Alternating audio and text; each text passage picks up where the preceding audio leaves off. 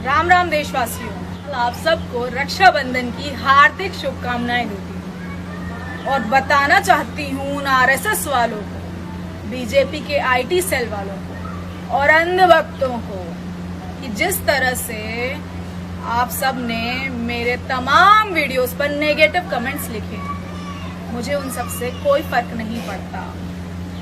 आप सबके प्रोपेगेंडा से मैं बहुत अच्छे से वाकिफ हूँ। ये सब करके आप सबको क्या लगता है कि मैं सच के लिए आवाज नहीं उठाऊंगी?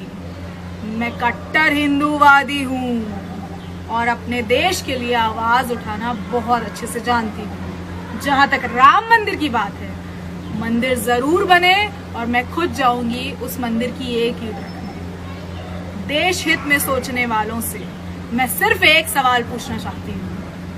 इस भीषण महामारी में जिसमें लोग इलाज के बिना मर रहे हैं, अपने परिवार का अंतिम दर्शन भी नहीं कर पा रहे हैं, उस संकट के समय देश की प्राथमिकता सिर्फ और सिर्फ 130 करोड़ जनता की जिंदगी होनी चाहिए। मंदिर तो बन के ही रहेगा, इसे कोई नहीं रोक सकता। पर इस वक्त अफसोस की बात है, बीजेपी सरकार की प्रायोरिटी हेल्थ और गिरती इकोनॉमी न होकर सिर्फ और सिर्फ भारत के युवाओं को उलझाने में है।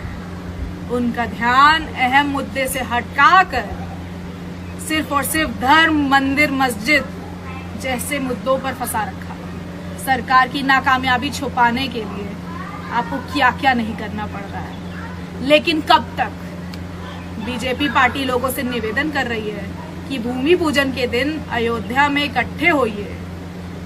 बीजेपी सरकार हमें इस बात का जवाब जरूर दे कि जब हमारे गृह मंत्री अमित शाह कोरोना पॉजिटिव हो गए, उन्हें हाई फैसिलिटीज मिलने के बावजूद, तो उन हजारों लाखों लोगों को अगर कोरोना होता है तो उसकी रिस्पॉन्सिबिलिटी कौन लेगा? अरे मर जाओगे, न कोई पूछने आएगा, न किसी को फर्क पड़ेगा। सरकार के बहकावे में आना बंद करो। गीता में लिखा है, कर्म ही पूजा है। राम मंदिर के पुजारी के साथ ऑलरेडी 15 लोगों को कोरोना हो चुका है, जो सुरक्षा कर्मी के तौर पर अयोध्या गए थे।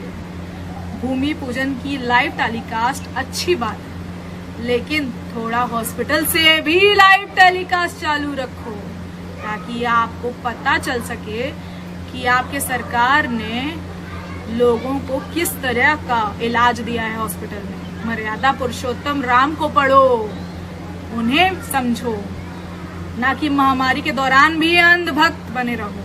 किसी ने क्या खूब कहा है, आप सबको मालूम है मंदिर मस्जिद बंद क्यों पड़े हैं?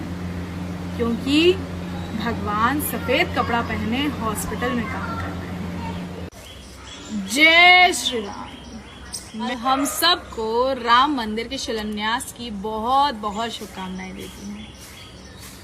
कल्पना कीजिए उस देश की जहाँ दुनिया की सबसे ऊंची मूर्ति होगी, जगमगाता हुआ भव्य राम मंदिर होगा, सरयू में देशी घी के 6 लाख दियों की अभूतपूर्व शोभायमान महाआरती हो रही होगी। सड़कों, गलियों और राष्ट्रीय राजमार्गों पर जुगाली और चिंतन में गौवंश आराम फरमा रहा होगा और धर्म उल्लू की तरह हर आदमी के सर पर बैठा होगा। लेकिन अस्पतालों में ऑक्सीजन नहीं होंगे, दवाइयां नहीं होंगी, बेड नहीं होंगे, इंजेक्शन नहीं होंगे। दुधमुहे बच्चे बेसांस दम तोड़ रहे होंगे और मरीज दर बदर भटक रहे होंगे। देश में ढंग के स्कूल कॉलेज नहीं होंगे, बच्चे कामकाज के तलाश में गलियों में दर बदर भटक रहे होंगे। कोविड-19 जैसी महामारी देश में ताला लगा रही होंगी और देश के प्रवासी मजदूर भूखे प्यासे सैकड़ों किलोमीटर की पैदल यात्रा कर रहे होंगे। आम भारतीय घुट घुट कर मर रहे होंगे और तिल तिल मर रहे होंगे। बेटियां स्कूलों, कॉलेजों, मेडिकल इंजीनियरिंग कॉलेजों और संस्थानों में न होकर सड़कों में दौड़ रहे ट्रकों के पीछे लिखे बेटी बचाओ बेटी पढ़ाओ के नारों में ही होंगी। और न्याय एक महंगे विलासिता की चीज होगा।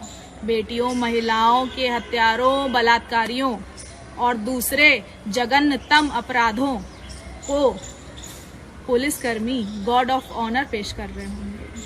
अलग अलग वेशभूषा में मुनाफाखोर और अपराधी सिर्फ और सिर्फ मीडिया की जय जयकार में होंगे।